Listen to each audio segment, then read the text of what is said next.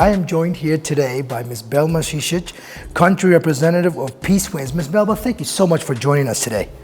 Thank you very much for this invitation. Could you tell us a little something about yourself in terms of your career path, starting with your education?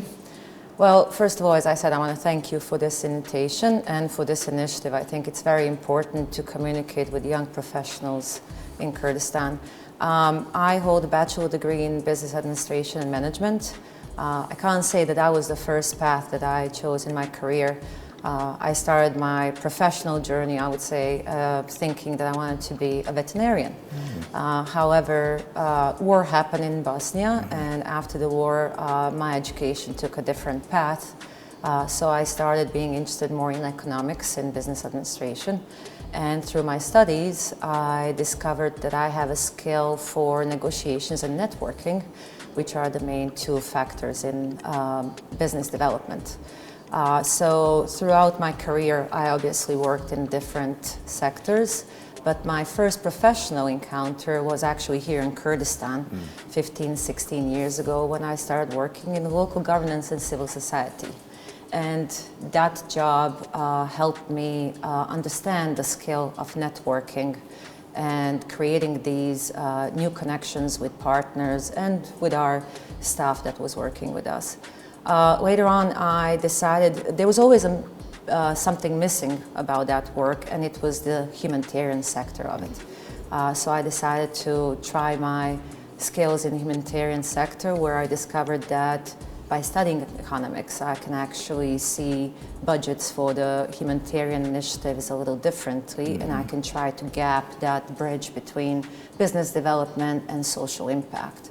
So life didn't take me down the road of becoming a veterinarian, but I started doing something that is meaningful, and I started using my skills to understand better what are the needs of those families that are vulnerable and those families that need a voice that we are for them here in Kurdistan or globally. Absolutely. What advice would you give to a fresh university graduate who is preparing to enter the workforce? I think what I mentioned before, I can give a textbook advice, right? You know, be creative, learn more, always expand your education, learn how to do decision making, how to overcome the challenges. But I always like to approach things from a different perspective. I would say don't consider crisis or failures something negative. Correct. It is something that can help you grow professionally and personally. So every crisis that I encountered in my professional life, I definitely took on as a new challenge for me. And I am here today where I am because I actually accepted those failures and I expected those crises. Wow, quite interesting. How important is it for young women, especially here in Kurdistan, to excel in a male-dominated industry? So what advice would you give to be successful? I think to excel in a male-dominant industry for a woman is a challenge on its own. Right.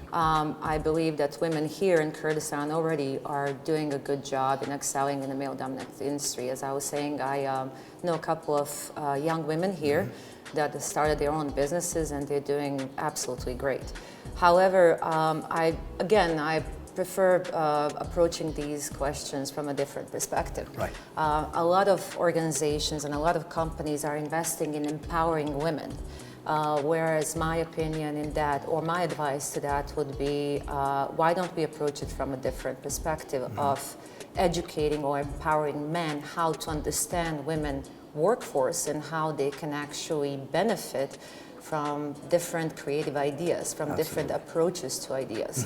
So I believe that it's not just about empowering women, it's not just about giving women advices, but also advising men how to accept professional women and how we can all benefit from that. I totally agree with you. How would you change the mindset of the people to understand that they actually matter? So in other words, how would you describe self-confidence and how important is it for new employers to have? Knowledge is one thing that you have and no one can take away from you. As I said, knowledge is your ally and commitment is your superpower. So it's very important to be always informed what's happening around you, always resourceful, and committed to the cause that you are working in. Absolutely. So for those new in management, what do you think are the ingredients for good manager? Okay, so again, I can go textbook here. Say that a good manager needs to be good in communication, in decision making, in strategic thinking. But my approach to that and advice that I give to my colleagues is don't rush into being a manager. First, get an experience. First, get the certain skill set that you need to be a good manager. Sometimes our youth tends to rush into being managers or directors, and that tends to be also a short-term solution, not a long-term solution. So I believe that you should spend time, there's no rush, spend time in learning what you want to work in, and like when you start managing your team, sometimes that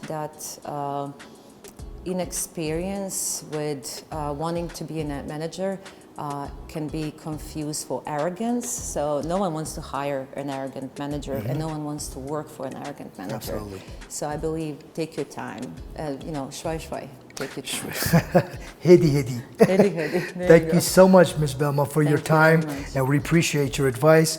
Thank you so much for coming. Thank you. Thank you.